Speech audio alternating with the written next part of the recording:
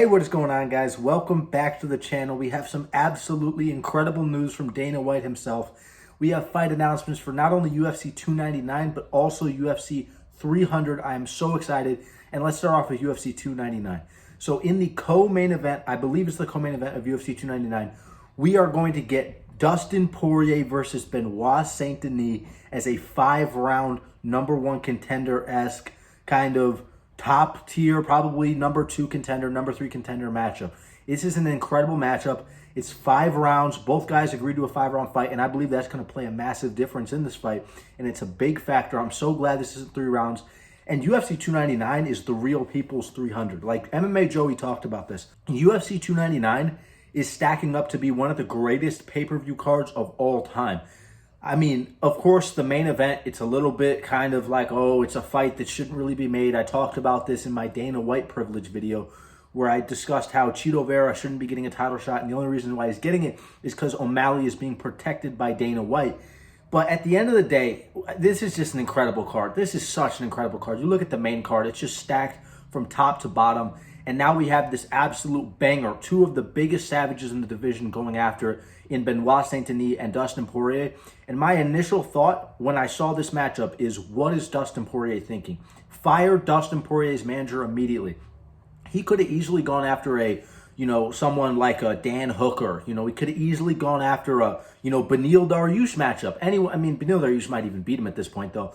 But at the end of the day, there are a ton of matchups out there where I'm like, dude, Dustin Poirier, he says he's talking about a money fight, an exciting fight. Maybe Nate Diaz can come back to the UFC. But for him to take a Benoit Saint Denis fight, I mean, this was the equivalent of Wonderboy vacating the PMF belt and taking up the fight with Shavkat. That's essentially how I look at this. He vacated his PMF belt where he's talking about, I'm not fighting up-and-coming guys. I'm not fighting this guy or that guy. I'm not fighting tsyarukyan. And he takes like a, I don't even know what Benoit Saint Denis is ranked. He's ranked at the lower echelon of the lightweight division, even though his skill level is much higher than people even at the top of the division. And at least I believe so. And I'm hoping he proves that. But, Dustin Poirier takes the matchup. Got to respect Dustin Poirier for this, because I didn't expect him to take a matchup like Benoit Saint Denis. So for him to take this fight, mad respect to him. And I'm just sitting here, I'm going, what is he thinking? What is Dustin Poirier thinking? This is not a good stylistic matchup for him. And another thing I want to point out, though, is people are underrating Dustin Poirier. People are underrating Dustin Poirier. You might be saying, what are you talking about? You just said it's a bad stylistic matchup. That doesn't mean Dustin Poirier cannot win. There is a good likelihood Dustin Poirier could win. I'm not saying I'm picking him to win, but there's a very good shot he could win this fight. Look what Elizeu Zaleski dos Santos did to Benoit Saint Denis. Of course, that was short notice, up a weight class, things like that. But at the end of the day, Dustin Poirier still has nasty power in his hands. He still is a combination boxer that likes to put punches in your face. He hurt Justin Gaethje badly in, I believe, the first round of their last fight. Of course, he got slept with a head kick later on in the fight.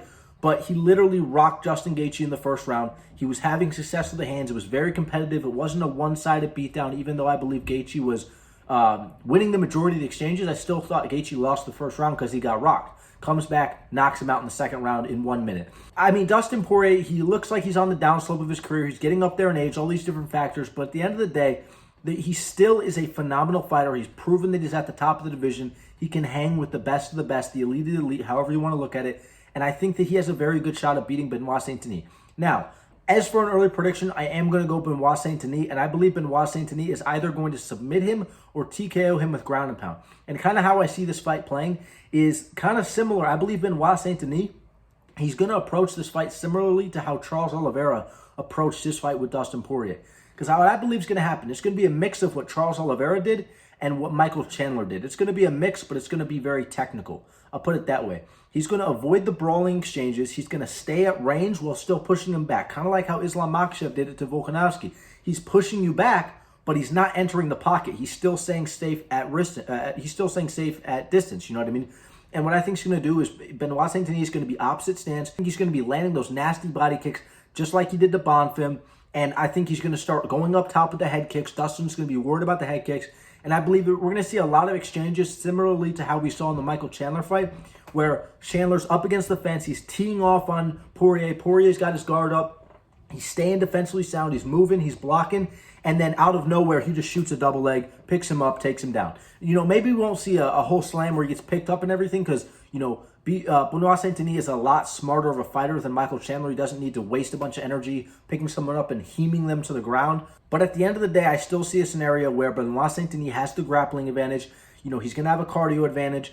And I think, Dustin Poirier can go out there and strike for you in a brutal pace, like a brutal, grueling pace for 5 rounds. But as soon as you start implementing the grappling and he's losing, he starts to gas out. Look at the Michael Chandler fight. If Michael Chandler didn't gas out going for a stupid slam, I mean, he literally, all he had to do was just set Dustin Poirier down. He would have won the fight. But instead, he tried to go for a wild slam. Dustin Poirier scrambled out, got his back, choked him out. That slam doesn't happen. Michael Chandler has a little bit more control. He was going to win the fight. Dustin Poirier was gassed out. He was looking like he was giving up. The takedowns were coming easy. And I believe that, Benoit Saint-Denis, although maybe you can argue he's not as good of a, technical wrestler as Michael Chandler, I think he's going to be a lot better with the timing. He's going to be a lot better with the technique, whatever. And I believe it's going to come out of nowhere. He's going to be a lot more crisp and efficient with his hands. He's going to be landing the nastier shots where Chandler was missing. That's when I believe Benoit Saint-Denis is actually going to connect. And I think we're going to see a grappling masterclass from Benoit Saint-Denis, hurting Dustin Poirier on the feet. Maybe he's not hurt, but he's just kind of stunned and he's blocking, shoots his takedown. You know what I mean? I am interested to see Dustin Poirier's jiu-jitsu, whether he or not he can submit Benoit Saint-Denis, maybe as Benoit Saint-Denis shooting a takedown, a single leg, a double leg. Dustin Poirier tries to latch up that guillotine like he did to Khabib Nurmagomedov. But at the end of the day, I just see a scenario where Benoit Saint-Denis goes out there and keeps taking him down, beating him up, advancing to dominant positions and looking for submissions and ground and pound. And I think eventually it's going to be one of those rounds where Benoit Saint-Denis ends the round in a dominant position. Maybe there was a little exchange at the very end where he postures up and lands some ground and pound. Dustin Poirier is going to be like laying on the ground like, Chan Sung Jung, like the Korean Zombie after the Volkanovski, third round with Volkanovski, where he's steering up into the ceiling like he's having a million-yard steer, and he's like, what am I doing here? Like, why did I accept this matchup? The next round's going to start similar to how Charles Oliveira was able to get him, just easily breaks him early, and I think he's going to hurt him on the feet early, easily take him down or follow him to the ground if he goes down, and I believe he's either just going to posture up like Charles Oliveira did to, Beniot Dariush and just start railing ground and pound, pause, just start railing him from on top, pause, or he's going to, maybe land some ground and pound, and then latch up a submission kind of like Islam Makhachev did to Charles Oliveira. I keep bringing up examples. I don't know if you guys like that or not. Let me know in the comments if you like when I bring up all these different examples. So as for an official prediction, I am going to go Benoit Saint-Denis via 3rd or 4th round submission or TKO. Not sure yet, still bouncing back and forth. And then moving up to the next fight that was announced, we have Charles "Du Bronx" Oliveira, one of my favorite fighters of all time, fighting Arman Tsyarukyan. This is finally a matchup I can cheer for Charles, because I didn't want to cheer against Islam Makhachev, because Islam Makhachev is pretty much tied neck and neck for my favorite fighters in the UFC, almost of all time at this point. So I don't want to cheer against a guy like Makhachev. I want both guys to succeed. I want to see both guys do the best they possibly can. Unfortunately, 2 of my favorite fighters are in the same weight class, so it's kind of a struggle. I hate when I see them fight. But at the end of the day, this is such an exciting matchup. This is a matchmaker's dream. I am so happy. Thank you, Dana White. Thank you, Hunter Campbell. Thank you, everyone in the UFC matchmaking team. This is an incredible matchup. I'm so happy this is being made. And, how I see this fight kind of playing out, how I see this going down, is you have Arman Tsyarukyan coming off of both fighters coming off of the destruction of Beniot Dariush, absolutely just obliterated Beniot Dariush, both of them. Charles Oliveira goes out there, pieces him up on the feet, pulls guard. Beniot Dariush kind of tips him over as Charles is pulling guard. Charles literally did not eat a single significant ground and pound strike. He was literally beating up Beniot Dariush off his back, landing elbows. And I'm doing this, which looks kind of weird for you guys on camera, but he's landing hammer fists off his back, landing elbows, attempting triangles, attempting submissions. He starts latching up different leg lock variations. He starts looking for inside and outside heel hooks, uses them to eventually get back up to his feet, and then lands that nasty head kick again where he extends that right hand. But Beniot Dariush, typical boxing defense, slips to the outside of punches, slips to the outside. He thinks he's safe. Head kick comes, slaps Beniot Dariush across the head, and oh my gosh, the power in Charles Oliveira's head kicks was disgusting. Throws Beniot Dariush back. He immediately looks for the lead hook, followed by a right hand, and then he spams like 7 right hands in a row. The last one, almost all of them land, and then the last one clips him badly. Beniot Dariush kind of drops, and as he's dropping, he gains consciousness, tries to shoot for a takedown. Charles Oliveira rotates to the other side, I'm going way too in depth here, but he starts landing ground and pound, immediately gets in kind of a modified half guard where he's postured up. Then he kind of knee slices and postures up again. And now he's in a much better position where he's kind of more angled towards Beniot Dariush and just starts hammer fisting the life out of him. I mean, I'm not joking when I say this. That was one of the most disgusting finishes I've ever seen in my entire life. Go rewatch it and zoom in on Beniot Dariush's face. He's got his hands up in the air while his eyes are rolled into the back of his head, and he's just flailing. His lifeless body is literally flailing. I mean, people might not look at it this way, but that finish was as brutal as Josh Emmett versus Bryce Mitchell, because we literally saw Beniot Dariush get knocked out, wake back up, knock out, wake back up, knocked out again, and he keeps waking up and going back to sleep because Charles Oliveira just keeps, it was like every punch he landed, every other punch he landed knocked him out. So it was like the first punch he landed knocked him out, the second one woke him back up, knocked him out, woke him back up, and it was just, Beniot Dariush's lifeless body was literally getting destroyed by Charles Oliveira. This was a disgusting finish. Terrible stoppage by the referee, by the way. I mean, I'm embarrassed that's someone we have to call a referee, whoever reffed that fight. That's embarrassing. Terrible stoppage. And then Arman Tsyarukyan goes out there, eats a couple nasty leg kicks early, nothing too crazy, and then just steps in. He throws a jab followed by a right hand, kind of like more of a hook, grabs the Muay Thai plum, looks for that knee up the middle. Beniot Dariush, it literally looked like he was fighting in slow motion. Beniot Dariush literally fights like he's in a dream. He fights like he's underwater. He fights in slow motion. And he kind of, the knee misses just barely, and then he follows up with the right hand as Beniot Dariush's hands are literally all the way down by his knees as if he's breakdancing, and just eats the right hand, goes to sleep immediately. And then Arman Tsyarukyan, as Beniot's out cold, laid out on the ground, he just starts overhanding him to the face as he's out cold. Disgusting finish once again. Should have been stopped a little earlier. So both guys destroyed Beniot Dariush in their last fight. And then incredible win streaks for them both. You know, obviously Arman Tsyarukyan's resume isn't that good, but Charles Oliveira, this is a stat that I just recently learned about, and I was listening to this a second ago. You know, Charles Oliveira, since 2017, since his last loss to Paul Felder back in 2017, he's only lost one fight, and it's to the current pound-for-pound king, Islam Makhachev. Your only loss since 2017 being Islam Makhachev is not an embarrassment at all. That is something you should take proudly, the fact that Islam's the only guy to beat you, because Islam Makhachev is looking to be not only the greatest lightweight of all time, he wins a couple more fights, he's going to be the greatest lightweight of all time. He's one of the greatest fighters we've ever seen in MMA, period. He's one of the most talented fighters we've ever seen in MMA, period. And he's the pound-for-pound king currently, just dethroned Volkanovski. If he goes up there and wins a second belt, we're putting him in the top 6 to 5 GOAT discussion immediately. I mean, he destroyed Charles Oliveira, destroyed Alexander Volkanovski. You know what I mean? And he's looking to now go up and probably destroy a guy like Justin Gaethje or Arman Tsyarukyan or Charles Oliveira again. So if he does any of this, we got to look at Islam Makhachev that highly. We got to put him on that level. We need to appreciate Islam Makhachev before he's retired. So having that one loss isn't that bad of a loss. You know what I mean? And then Arman Tsyarukyan, his only loss, Islam Makhachev. You know, people might say, "Oh, the Mateus Gamrot, he got beat embarrassingly by Mateus Gamrot." No, he did not. That fight was a government psych-op.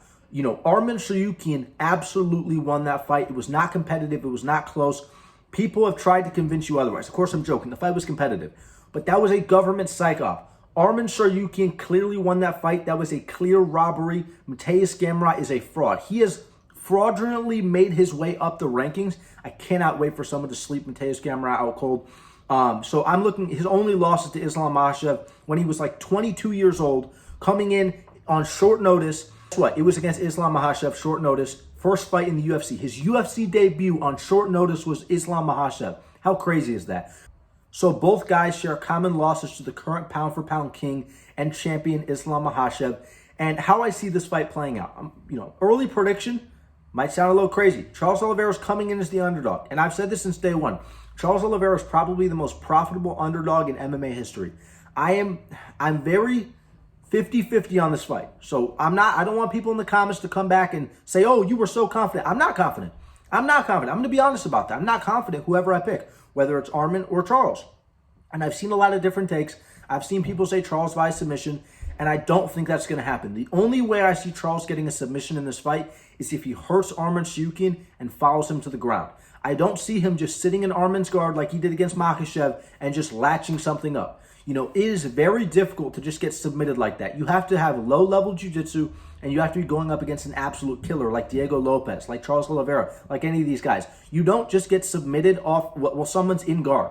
You're not just in someone's guard in the center of the octagon, and then they just submit you. You have to be low level. They have to be doing something. They have to set it up very well, and not a lot of guys can do that. Maybe we see a scenario where he sets it up kind of like how Yair Rodriguez set it up, where he's landing those elbows, where he's fully extending and then pulling himself in, landing elbows, getting Arman to try to posture up, and then maybe he latches up like a triangle or an armbar. But I think it's going to be much better if he tries to approach this how he approached the Beniot Dariush fight, where instead of looking for triangles and armbars, he's instead landing ground and pound off of his back and then looking for leg lock variations and looking to use those to sweep and get back up to his feet. Because I think on the feet is where he's going to have the most success unless Arman Tsarukyan is hurt.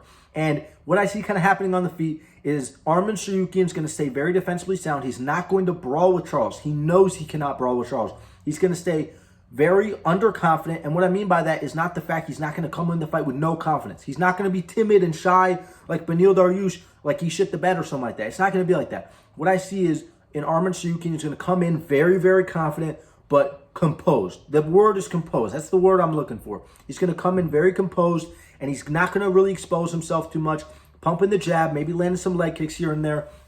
And honestly, I see Charles Oliveira losing a lot of exchanges on the feet, and then I see something happening out of nowhere where maybe they're in a clinch position. Charles grabs a Muay Thai plum, whatever, and then on the exit, he just lands a nasty right hand and just kind of wobbles him badly. Charles Oliveira swarms him up against the fence, starts landing nasty shots, knees, punches. Arman Tsarukyan tries to circle out. He keeps getting clipped. Eventually, he goes down, kind of like how Beniot Dariush did. And I think he's either going to get the life beaten out of him by Charles Oliveira ground and pound, or he's going to get submitted. If that doesn't happen and Charles Oliveira is not able to connect, I'm going to go Arman Tsarukyan via decision. I think Arman Tsarukyan, especially if the fight's 3 rounds, I think Arman Tsarukyan is going to get it done. Charles Oliveira has to get lightning in the bottle. I don't think he's going to be able to sit there and just have a competitive one punch, punch for punch with Arman Tsarukyan, because I believe Arman, the way that he fights, it is, the way Charles fights and the way Arman fight, it doesn't mix. It's not a competitive kind of thing where they can go back and forth. I think unless it's a war, if it's a war, it's going to go back and forth. But if Arman plays it safe, it's very much going to be Arman just landing the jab, getting out of the range, playing it very safe, not doing anything, not doing too much, just doing enough to win, not trying to hurt Charles, just doing enough to win. If Charles Oliveira starts breaking, then we might see Arman Tsarukyan start opening up, maybe a hard 1-2, followed by a takedown, things like that. We might see his confidence build. But at the end of the day, I don't see that happening. I see Charles Oliveira as someone that's actually very good, underrated defense on the feet, and I think he's going to stay defensively sound enough to not just get swarmed by Arman Tsarukyan and broken on the feet. And then as far as Arman shooting takedowns, I don't think Arman Tsarukyan is going to have success trying to take him down. If Arman gets on top of Charles, he could have some success. He could have some success, kind of like how Islam Makhachev did in the first round of his fight with Charles. But Charles now has new, matured ground and pound off his back, where he's landing elbows, landing hammer fists in weird positions, and he's threatening more, while still keeping himself very protected. He did a very good job of landing shots. He would kind of just extend his hand like he's hitting you with the hammer, and then he'd keep this up, so you can't land it. And Beniot Dariush should try to posture up and land ground and pound, and Charles would just keep his hand here, not eating any damage, and then the moment he exposed himself, he'd just extend the hand and clip Beniot Dariush on the chin. You know what I mean? So if he can do something like that to Arman, Arman's not even going to have success on the ground, in my opinion. Other than holding him down, I don't see Arman just passing guard and then getting his back and then submitting him. I don't see that happening. So I think Arman Tsarukyan's way to win this fight is to keep it on the feet and just pick him apart for whatever 3-round fight, whatever.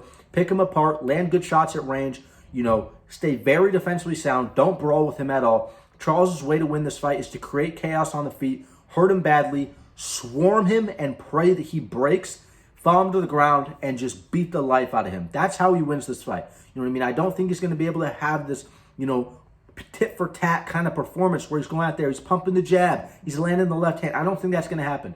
I think that the way that he wins this fight is by creating chaos and getting that lightning to strike. I don't mean that in the sense that he has no skill. He's very skilled, but that's the way that he fights. I'm not criticizing Charles. I'm saying that's the way that Charles Oliveira has fought for his entire career. So he's going to need to be very true with himself. He's going to have to be Charles out there to beat Arman Tsarukyan. This is a very difficult matchup for him. And the thing is, if Charles Oliveira loses this fight, he's in shambles. Imagine Charles Oliveira loses this. He's not getting another title shot. He's going to have to go out there, fight maybe a Justin Gaethje, maybe someone else. And if Arman Tsyarukyan loses this fight, oh, he lost to Charles Oliveira. He's like 27 years old. Who cares? It's Charles Oliveira. It's one of the best lightweights of all time. One of the greatest lightweights of all time. Still at the top of his prime. Still in the division. Still at the very top of his game. You know what I mean? He can still, give it 3 years and come back. He could come back in 1 year. He could come back in 2 years, 3 years, and he'd still be young. Charles Oliveira is 34. Charles Oliveira is nearly 35 years old. The record of people coming back and winning title fights in those weight classes over the age of 35 is terrible. It's like 2 for 30. So I don't see Charles Oliveira having a lot of success later on in his career if he loses this fight. And if he loses, it's going to be a bad, bad route. What I see happening is if Charles Oliveira wins and Benoit Saint-Denis wins, or if Charles Oliveira loses and Benoit Saint-Denis wins, I think they're going to make Charles Oliveira versus Benoit Saint-Denis. If Charles Oliveira wins, he's getting a title shot. If, Arman Tsyarukyan wins, he's probably going to get a title shot as well. And then if Dustin Poirier wins and Charles Oliveira loses, they might run that back, but they might do something else. But the one thing I do want to talk about is this fight and these two fight announcements almost confirm that we very well are going to get Justin Gaethje versus Max Holloway for the BMF title on UFC 300. Do not be surprised if you see that. In fact, I was talking with one of my friends, and I wish I recorded this, but I literally said like a couple days ago, I would be willing to bet my life Arman Tsyarukyan versus Charles Oliveira, maybe for the interim title, is going to be on UFC 300. I was supremely confident in that fight happening. I told him, I swear by everything. I swear by everything. I told him I would literally bet my life that this fight is happening. And guess what? A couple days later, it gets announced. I am saying the same type of thing. I am almost supremely confident we are going to get Max Holloway versus Justin Gaethje for the BMF title because Dana White came out and said Islam Makhachev's injured. Islam Makhachev's not fighting until later this summer. The winner of Arman Tsyarukyan versus Charles Oliveira is getting the next title shot. So don't be surprised if we get Justin Gaethje versus Max Holloway in the meantime for the BMF title. And that fight sucks. I don't want to see it. I mean, it's a good fight, but it doesn't matter. It's not an important matchup.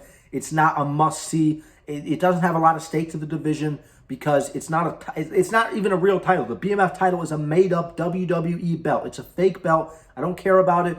I would much prefer the fight with no belt on the line. Unless it's a title. Unless it's literally a world title, I don't want a gimmicky, fake WWE-esque belt. It's corny. I hate it. But, it is what it is. Let me know what you guys think down below in the comments. Don't forget to leave a like. Don't forget to subscribe, turn notifications so you don't miss another upload. I will see you guys in the next one. Thank you so much for watching. Peace.